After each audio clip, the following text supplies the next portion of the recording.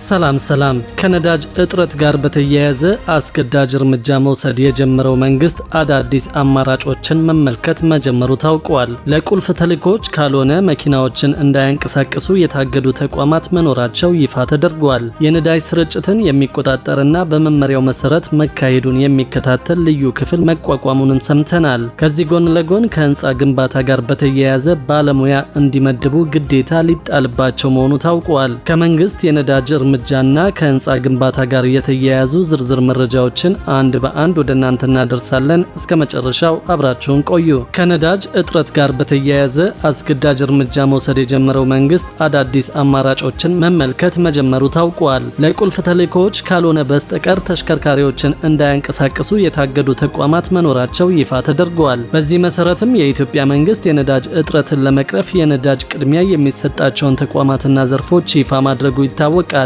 ለነዳጅ ቅድሚያ ከተሰጣቸው መካከል ቁልፍ የመንግስት ፕሮጀክቶች የመሰረታዊ ፍጆታ አምራች ኢንዱስትሪዎች ላኪዎችና አስመጪዎች፣ የህዝብ ትራንስፖርት አገልግሎት ሰጪዎች፣ የጸጥታና የጤና ተቋማትና የሰብአዊ አገልግሎቶች እንደሚገኙበት ታውቋል። ህዝቡም የእግር ጉዞ እንዲለምድ መንግስት ምክሩን ማስተላለፉ የሚታወስ ነው። አንዳንድ የመንግስት የልማት ድርጅቶች ሰራተኞቻቸው በርቀት ስራ እንዲሰሩ፣ ተሽከርካሪዎችን በጋራ እንዲጠቀሙ፣ ለቁልፍ ተልእኮች ካልሆነ በስተቀር ተሽከርካሪዎችን እንዳያንቀሳቅሱ ያደረጉ ሲሆን እጅግ አስፈላጊ ላልሆኑ ሰራተኞቻቸውን በግዳጅ የዓመት ረፍት እስከ መስጠት ደርሰዋል። መንግስት የነዳጅ ስርጭትን የሚቆጣጠርና ለነዳጅ ቅድሚያ ለተሰጣቸው ተቋማትና አገልግሎቶች ነዳጅ በትክክል በመመሪያው መሰረት መድረሱን በቅርበት የሚከታተል ልዩ ክፍል ማቋቋሙ ታውቋል። ከነዳጅ ህገወጥ ንግድና ነዳጅን ያለአግባብ ከማከማቸት ጋር በተያያዘ የመንግስት ኃላፊዎችን ጨምሮ ከ600 በላይ ግለሰቦች በቁጥጥር ስር መዋላቸውንም ሰምተናል።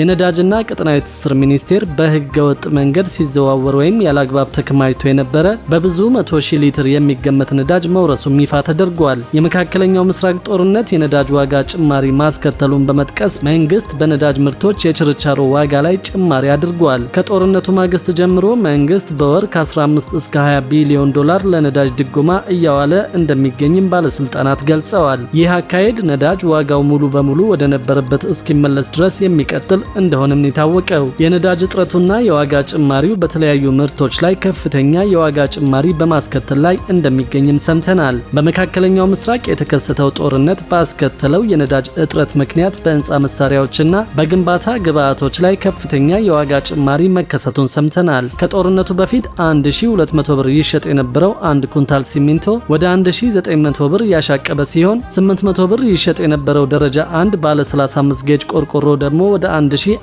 ብር አሻቅቧል። 720 ብር ይሸጥ የነበረው ባለ 35 ጌጅ ደረጃ 2 ቆርቆሮ ደግሞ 1000 ብር እየተሸጠ መሆኑን ከምንጮቻችን ሰምተናል። በተመሳሳይ 1200 ብር ይሸጥ የነበረው በብዛት ለህንፃ ግንባታ ጥቅም ላይ የሚውለው ባለ 10 ቤርጋ ፌሮ በአሁኑ ወቅት 1800 ብር የገባ ሲሆን 250 ብር ይሸጥ የነበረው 1 ኪሎ ግራም ሚስማር ደግሞ 360 ብር እየተሸጠ መሆኑን አውቀናል። የነዳጅ ጭማሪንና የዓለም ወቅታዊ ሁኔታን ሰበብ በማድረግ ጭማሪ ከተደረገባቸው ምርቶች ውስጥ ሌላኛው የታሸገ ውሃ ነው። የነዳጅ ጭማሪው ከተደረገ በኋላ በአንድ ደርዘን የታሸገ ውሃ ላይ ከ20 እስከ 25 ብር የዋጋ ጭማሪ ተደርጓል።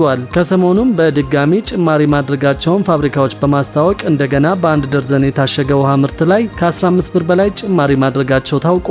ከሰሞኑ የተጋነነ የዋጋ ጭማሪ ከተደረገባቸው ሌሎች ምርቶች መካከል የጽዳት ዕቃዎች ተጠቃሾች ናቸው። በተለይ እንደ ላርጎ ያሉ ምርቶች የዋጋ ጭማሪያቸው ከ50 በመቶ በላይ እየተሻገረ ሲሆን አነስተኛ መጠን ያላቸው የፈሳሽ ሳሙና ምርቶች ላይ እስከ 100 ብር ጭማሪ ተደርጓል። በ5 ሊትር እሽግ የሚሸጡ የላርጎ ምርቶች ላይ እስከ 250 ብር ጭማሪ መደረጉን ለማወቅ ችለናል። የምርትና የትራንስፖርት ወጪዎች መጨመር ጤፍ፣ ስንዴና የምግብ ዘይትን ጨምሮ አስፈላጊ የሆኑ መሰረታዊ ሸቀጦችን ዋጋ በቀጥታ እያናረው እንደሆነም አውቀናል።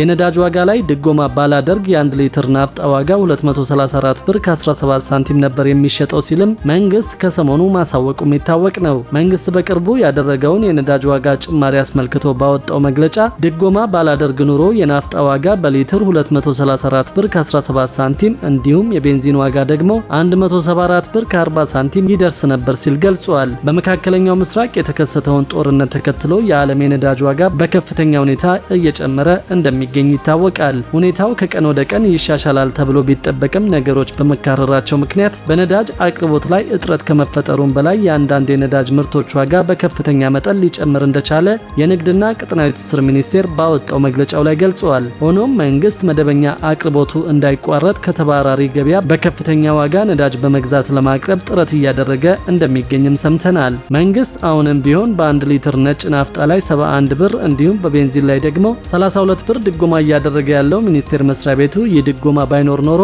የናፍጣ ዋጋ 234 ብር ከ17 ሳንቲም እንዲሁም የቤንዚን ዋጋ ደግሞ 174 ብር ከ40 ሳንቲም ይደርስ ነበር ብሏል። በዚህ ምክንያት በመንግስት ላይ ያለው የድጎማ ጫና ከ272 ቢሊዮን ብር በላይ እንደደረሰ ነው ሚኒስቴሩ ያስታወቀው። ከዚህ ጎን ለጎን በአዲስ አበባ ህንፃ አስገንቢዎች የሰራተኞችን ደህንነት የሚቆጣጠር ባለሙያ እንዲመደቡ ግዴታ ሊጣልባቸው መሆኑ ታውቋል። በአዲስ አበባ ከተማ ህንፃ የሚያስገነቡ የሰራተኞችን ደህንነት የሚቆጣጠር ባለሙያ እንዲመድቡ እንደሚገደዱ የከተማዋ የግንባታ ፈቃድና ቁጥጥር ባለስልጣን ገለጸ።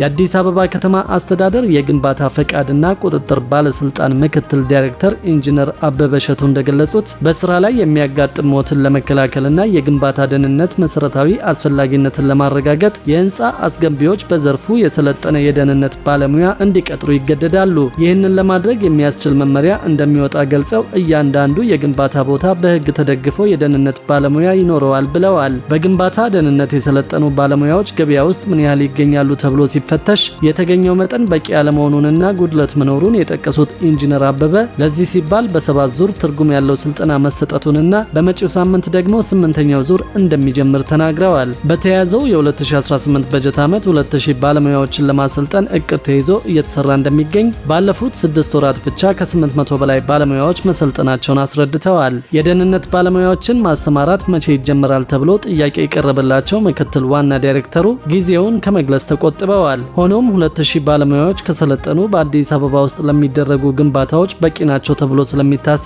ወደ ህግ ማሻሻል እንደሚገባና ቅጥሩ ጎን ለጎን አብሮ እንደሚሰራ ተናግረዋል። አንድ ህንፃ ሲገነባ ኮንትራክተርና አማካሪ ባለሙያዎች የግድ መኖር አለባቸው። ስለዚህም የደህንነት ባለሙያ የግዴታ ያስፈልጋል ማለት ነው ብለዋል። የሚወጣው መመሪያ እያንዳንዱ ግንባታ ምን መስፈርቶችን ማሟላት አለበት የሚለውን የሚገልጹ ዓለም አቀፍ ሀገራዊና ነባራዊ ሁኔታዎችን ያገናዘቡ በትንሹ 17 ነጥቦች እንደሚኖሩት ተናግረዋል። ህንፃ ሲገነባ ከላይ ሊወድቁ የሚችሉ ቁሳቁሶችን መከላከል እንዲቻል ዙሪያውን በደህንነት መረብ መጠበቅ አለበት የሚለው አንደኛው ሲሆን ባለሙያዎችን በተመለከተም የደህንነት ጫማ፣ የራስ ቅል መሸፈኛ፣ አንጸባራቂ ልብስ፣ የእጅ ጓንት ሊኖራቸው ይገባል ብለዋል። የአንድ ህንፃ ግንባታ እስከሚያልቅ ድረስም ለአሳንሰር ተብለው የሚለዩ ክፍሎችን መድፈን አለባቸው ብለው ሰራተኞችን በደህንነት ባለሙያ ስለ ቀን ውሏቸው ማብራሪያ ተሰጧቸው ሊያሟላቸው የሚገቡ የደህንነት መሳሪያዎችን እንደሚጠቀሙ ተረጋግጦ ወደ ስራ እንዲገቡ የሚሉ ተጠቃሽ ነጥቦች መሆናቸውን ገልጸዋል።